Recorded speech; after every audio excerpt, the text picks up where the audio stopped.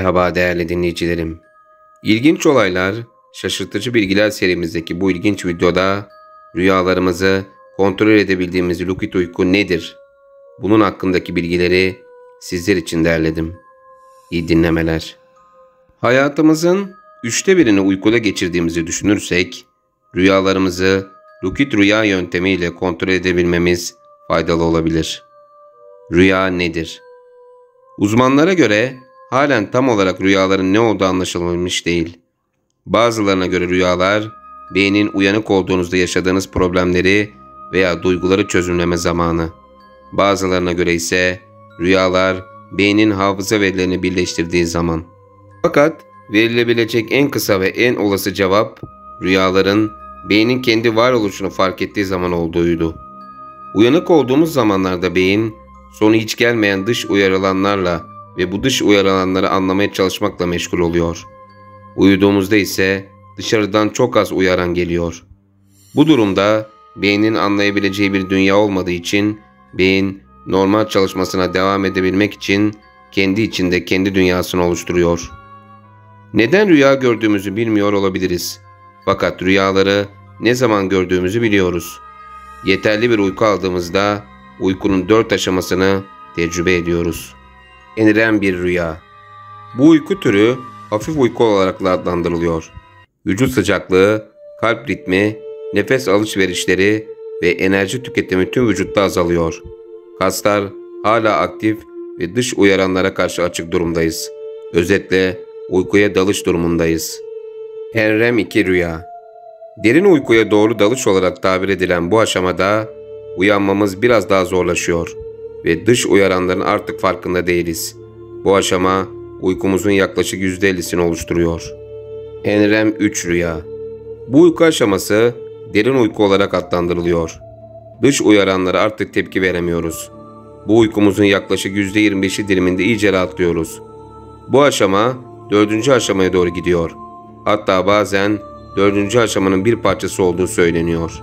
REM rüya, 4. evre. Bu aşama rüya aşaması olarak geçiyor.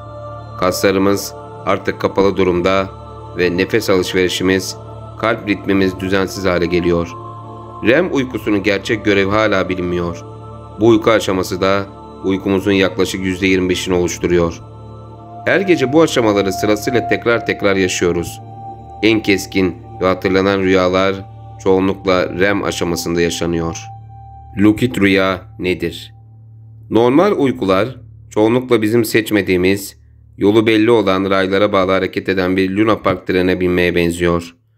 Bu trendeyken etrafımızda gerçek gibi hissettiren değişik şeyler oluyor ve sevsek de sevmesek de bu trenden çıkamıyoruz. Yolumuza ne çıkarsa onu yaşamak zorunda kalıyoruz. Lucid rüyalar ise kendi kurduğumuz Luna Park'ı keşfetmeye benziyor. İstediğimiz yere gidebildiğimiz gibi istediğimizde yapabiliyoruz. Tam bir lucid rüya yaşadığımızda kontrol tamamen elinizde oluyor. İsterseniz bir süper kahraman gibi uçabilirsiniz. Lucid rüyada her gece sonsuz tecrübeyi yaşayıp uyandığınızda dinlenmiş olabiliyorsunuz. Bu anlattıklarımızdan sonra siz de lucid rüyayı yaşamak istiyorsunuzdur. Fakat bunun için hırs ve sabır gerekiyor. Artık bilincinizin farkında olun. Bir rüyanın içinde olduğunu farkında olmak, şu an bu kelimeleri anlatırken hissettiğiniz farkındalıktan farklı değildir.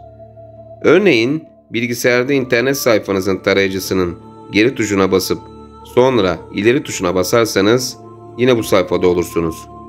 Rüya esnasında aynı hareketi yaparsanız kendinizi başka bir yerde bulabilirsiniz. Bu başka bir sayfa olduğu gibi bir tekne bile olabilir. Rüyalar tutarlı değildir ve bu tutarsızlıkları fark etmek rüyada olduğumuzu anlamanın en kolay yoludur. Bu yol lucid rüya yaşamanın ilk adımıdır. Rüyanızda lucid olmanın nasıl hissettirdiğini anlamak istiyorsanız önce gerçek hayatta lucid olmanın nasıl hissettirdiğini anlamalısınız. Bunun için de bu alıştırmaları her gün yapmalısınız. Bakın, gördüklerinizin farkında olun. Zengin ve canlı şekilleri, renkleri, hareketleri, boyutları yani tüm dünyayı fark edin. Dinleyin. Duyduğunuzun farkında olun. Kulaklarınıza gelen onlarca ses tonunu hissedin. Hissedin. Dokunduğunuzun yerin farkında olun. Yumuşak, sert, kuru, yapışkan, ıslak gibi dokuları hissedin. Ağırlık, hafiflik, sertlik, sıcaklık gibi kavramları düşünün. Şu an vücudunuzun nasıl hissettiğini ve farklı durumlarda nasıl hissettirdiğini karşılaştırın. Tadın. Tattığınız yemeklerin ve içeriklerin farkında olun. Koklayın. Kokladıklarınızın farkında olun. Sıcak vücut kokusu, sigara, parfüm, kahve, soğan, alkol, deniz gibi kokusunu aldığınız her şeyin farkında olun. Bunları ezberleyin ve gücünüzü de canlandırın. Nefes alın. Nefesinizi düşünün. Az önce aldığınız nefesin farkında bile değildiniz. Hatta bu alıştırmaları dinlerken aldığınız yüzlerce nefesin birini bile farkında değildiniz. Şimdi nefesinizi birkaç saniye tutun ve bırakın. Şimdi derin nefes alın. Nefes alışverişinizin farkında olmak tamamen kontrol edebilmenizi sağlayacaktır. Duygularınızı hissedin. Duygularınızın ve hislerinizin farkında olun. Kızgınlık, keyif, neşe, huzur, heyecan gibi bütün duyguların farkında olun. Gerçek duygular nasıl hissettiriyor? Düşüncelerinizin farkında olun. Bu alıştırma boyunca ne düşündünüz? Şu an ne düşünüyorsunuz? Düşünceler ne kadar gerçek gibi hissettiriyor? Anlattığımız duyuları ve diğerlerini günde sayısız kere tecrübe ediyoruz. Gerçek hayatımızda bu duyularımızın ne kadar farkında olursak, rüyamızda da bu duyuları o kadar rahat kullanabiliriz. Sonuçta okyanusun kokusunu, ayağımızla dokunduğumuz kumun şeklini, ufuktaki güneşin rengini veya bunların ne kadar rahatlatıcı olduğunu hatırlayamazsak, aklımızda deniz kenarında keyif yaptığımız bir anı canlandıramayız. Bunları yaptıktan sonra bu son 2 adımı geçebilirsiniz. Bu dünyanın içinde siz de varsınız. William James'e göre tecrübe etmek, görmek, duymak, hissetmek ve düşünmekten oluşuyor. Biz sonsuz tecrübe ettiklerimizin tam ortasındayız. Fakat buna rağmen kendimizin farkında değiliz. Alıştırmalarımızı ben görüyorum, ben duyuyorum şekliyle yapmalısınız. Bilinçliliğinin farkındalığı, son olarak bilinçliliğinizin farkında olmalısınız. Normalde bilinç cisimlere odaklanıyor, bize değil. Fakat bu cismin kendisi de bilinç olabilir. Burada tecrübe dil tarafından yeterince ifade edilemez. Tebrikler. Artık bir rüya kaşifi olmak için ilk adımı attınız. Hayatımızın 1/3'ünü uyuyarak geçirdiğimizi düşünürsek, uyurken iyi vakit geçirmek bizim için kârlı olacaktır. Değerli dinleyicilerim, bir ilginç olaylar, şaşırtıcı bilgiler videosu da burada son buldu. Sizler rüyalar ve lucid uyku hakkında neler düşünüyorsunuz? Yorumlara yazın. Bir başka videoda görüşmek üzere.